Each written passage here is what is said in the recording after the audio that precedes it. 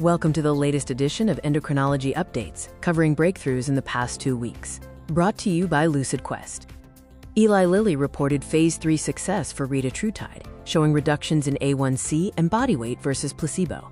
The Transcend Type 2 Diabetes 1 trial enrolled adults with early Type 2 diabetes and evaluated 40 weeks of treatment. Gastrointestinal adverse events were reported. These top-line results further raise the efficacy bar for next-generation incretin therapies and may shape future prescriber and payer evaluations as fuller data emerge. Eris Life Sciences and Natco Pharma launched lower-cost Semaglutide in India, following patent expiry. The companies introduced multi-dose vials first, with pen devices planned later. The launch is positioned to support broader access and adds competitive pressure that could influence pricing and formulary decisions in a major diabetes market. GentiBio announced the first patient dosed in the Phase 1 Polaris trial of GentiBio-122 in recent-onset type 1 diabetes.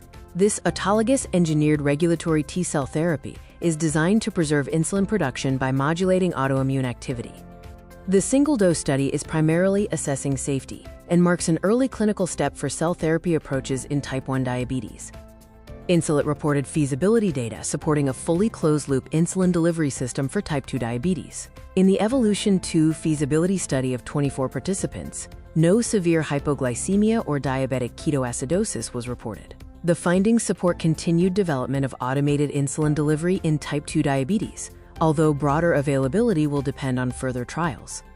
Zydus Life Sciences launched Diasins and GlucoLive continuous glucose monitoring devices with AI analytics and remote monitoring through the GoodFlip platform. The devices stream glucose data every 3 minutes and integrate coaching, telehealth, and medical records. This device-led approach could help streamline monitoring, engagement, and care delivery.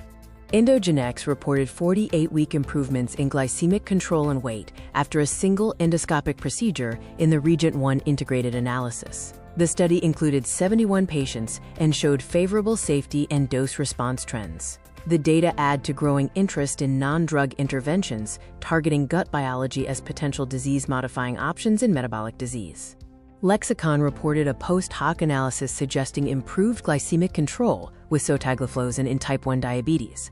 The analysis pooled 52-week data from 2 placebo-controlled trials in patients with preserved kidney function. These findings may inform future clinical and payer discussions, while interpretation remains dependent on study design and confounding control.